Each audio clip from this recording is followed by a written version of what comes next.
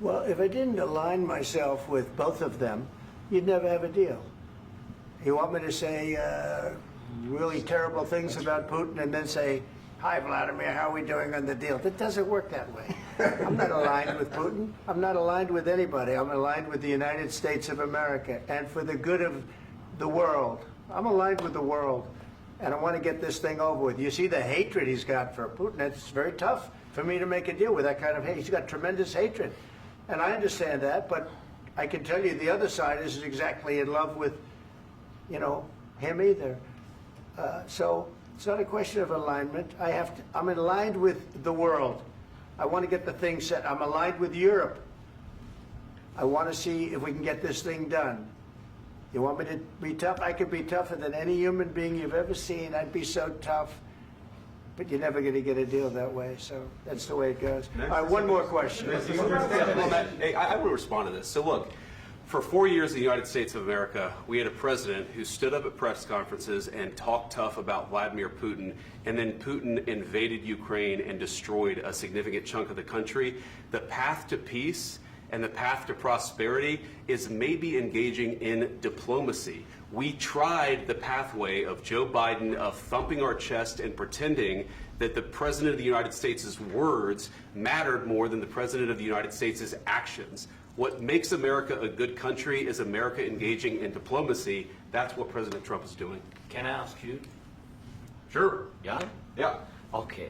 So he occupied our parts, big parts of Ukraine, part of East and Crimea. So he occupied it on 2014. So during a lot of years, so I'm not speaking about just Biden, but those time was Obama, then President Obama, then President Trump, then President Biden, now President Trump, and God bless, now President Trump will stop him. But during 2014, nobody stopped him. He just occupied and took. He killed people. You know what the contact 2015. 2014. 2014 and 2015. 2014. Yeah. So I was not here. Yeah, but that's exactly right. Yes, but during 2014 till 2022, the situation the same. The people have been dying on the contact line. Nobody stopped him. You know that we had conversations with him, a lot of conversations, my bilateral conversation, and we signed with him, me, like a new president. In 2019, I signed with him the deal. I signed with him, Macron and Merkel, we signed ceasefire. Ceasefire. All of them told me that he will never go. We signed him with gas contract. Gas contract. Yes, but after that, he broken this ceasefire. He killed our people and he didn't exchange prisoners. We signed the exchange of prisoners, but he didn't do it.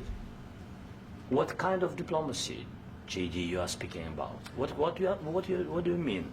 I'm talking about the kind of diplomacy that's going to end the destruction of your country. Yes, but if you Mr. President, with respect, I think it's disrespectful for you to come into the Oval Office and try to litigate this in front of the American media. Right now, you guys are going around and forcing conscripts to the front lines because you have manpower problems. You should be thanking the President for trying to bring an end to this conflict. Have you ever been to Ukraine that you say what problems we have? I have been to. Count once. I've actually watched and seen the stories, and I know what happens is you bring them on a propaganda tour, Mr. President.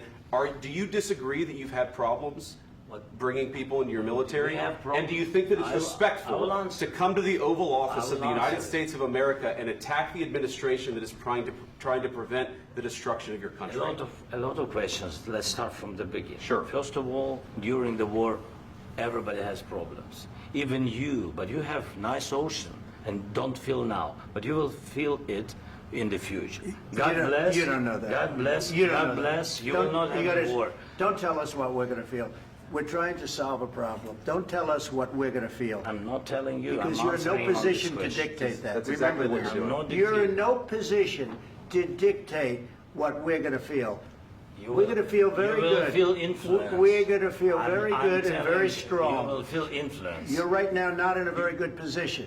You've allowed yourself to be in a very bad position, and he happens to be right about it. From the very beginning of the war. You're not in a good position.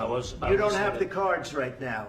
With us, you start having Not cards. playing cards. Right now, you I'm don't. very You're playing serious, cards. Mr. President. You're I'm playing very cards. serious. You're I'm gambling the with the president lives in of war. millions of people. You think- You're gambling with World War What you're- III. what you're You're speaking about? gambling with What you're World speaking War about? III.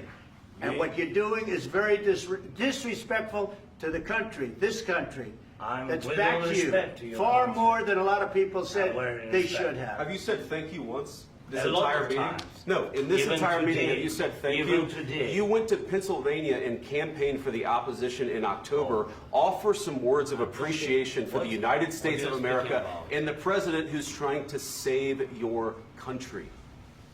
Please, you think that if you will speak very loudly about the war, you He's can... not speaking loudly. He's not Yeah. speaking loudly. Your country's Can I- in big can I- trouble. can I Wait a answer? minute. No, Can you've I done a lot answer? of talking. Your country is in big trouble. I know. You're not I winning. know. You're not winning this. You have a damn good chance of we are coming out staying, okay because of Mr. us. President, we are staying in our country, staying strong from the very beginning of the war. We've been alone, and we are thankful. I said thanks You haven't in been this alone. cabinet, You and haven't not been only alone. in this We cabinet. gave you, through I this said stupid thank you. president, $350 billion. You voted we gave for you your military president. equipment, You and you voted men for are your brave, president. but they had to use our military. What about we are If speaking? you didn't have You our invited military me- equipment, you invited if me you to didn't speak. have our military equipment, this war would have been over in 2 weeks. In 3 okay? days, I heard it from Putin. In 3 days, this is something Maybe new. less. In 2 weeks, of course, yes. It's going to be a very hard thing to do business like this. I Again, tell you. just say thank you. I said a lot of accept times that there- thank you accept to that- American people. Accept that there are disagreements, and let's go litigate those disagreements rather than trying to fight it out in the American media when you're wrong. We know that you're wrong. But you see, I think it's good for the American people to see what's going on. I understand, sir. I think it's I very understand. important. That's why I kept this going so long. You have to be thankful. You don't have the I'm cards. thankful. You're buried there.